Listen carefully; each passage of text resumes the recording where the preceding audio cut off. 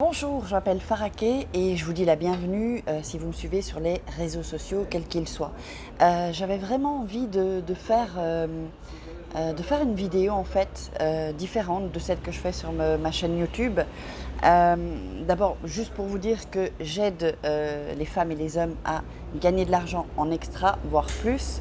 Euh, et que si ça vous intéresse, que vous cherchez à gagner de l'argent en extra, voire plus, eh bien contactez-moi sur mon WhatsApp où vous pouvez. Donc au plus 34 618 13 25 89.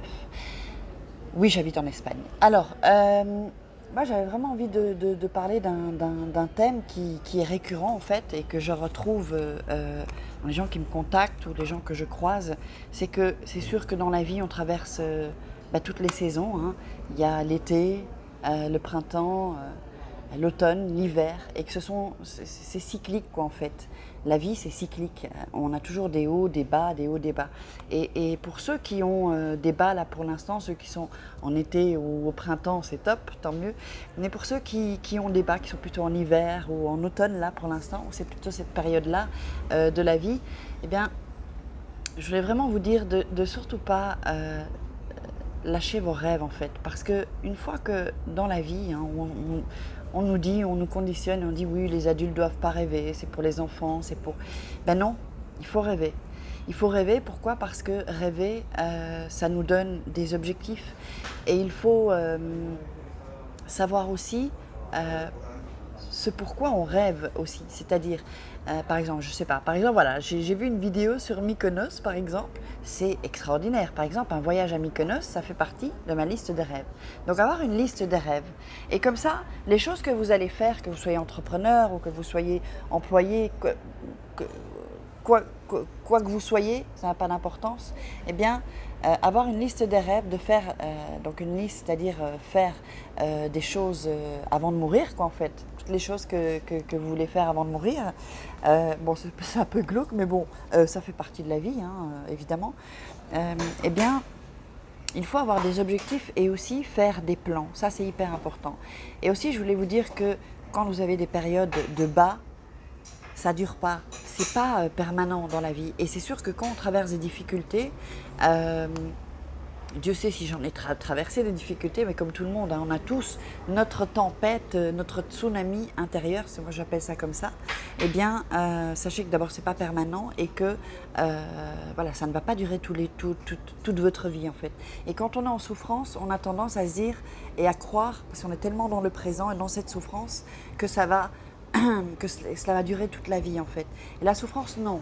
Et une chose aussi, c'est que ce que je voulais vous dire, c'est que la souffrance, ça sert à rien, et que ressasser la souffrance, vous donnez à manger à votre mental en fait, et vous alimentez la souffrance. Donc il faut vraiment faire en sorte de sortir de la souffrance. Alors vous allez me dire, t'es marrante Farah, comment on fait? Comment on fait? Mais des exercices que je donne à mes équipes déjà, c'est de pratiquer la gratitude, c'est-à-dire remercier. Qu'on soit croyant ou pas, le ciel, le Seigneur, Dieu, Allah, je sais pas moi, l'univers, qui vous ou vous, donc pour ce que vous avez déjà. Et à pratiquer la gratitude, moi je la pratique dès mon réveil. Avant de mettre un pied à terre, je pratique la gratitude. Donc je remercie pour avoir tout ce que j'ai, un toit, avoir des amis, avoir mes enfants en bonne santé, avoir l'eau, avoir l'électricité. Ben oui, tout ça, parce qu'il y a des gens, ils ne l'ont même pas. Donc on peut dire que si vous avez l'électricité et le gaz, on fait quand même partie de toute manière des privilégiés, même si vous êtes dans une souffrance, je comprends. Et donc, et ensuite, avant de m'endormir, je fais ça. C'est vraiment anti-déprime, antidépression. Et puis, il y a d'autres exercices encore à faire. Peut-être que je les partagerai encore. Mais vraiment, je voulais vous dire que vous n'êtes pas seul, même si on ne se connaît pas réellement. Je suis avec vous. Moi, voilà, j'avais envie de vous envoyer toute mon énergie, tout mon amour, et de vous dire que vous n'êtes pas seul. Et sachez, vous savez, quand je me souviens d'un ami qui m'avait dit un jour, il y a quelques années, Farah, tu sais, quand tu souffres, il y a 1 million de personnes qui souffrent dans le monde. Et je sais que ça m'avait choquée. Je me disais, quoi, ça c'était l'ego. Et je me disais, mais attends, mais je souffre. Parce que quand on souffre, on ne voit que sa souffrance et on ne voit pas la souffrance des autres. Et effectivement, quand vous souffrez, ou que je souffre, il y a 1 million de personnes qui souffrent en même temps que vous. Donc vous voyez, on n'est jamais seul, on n'est jamais seul.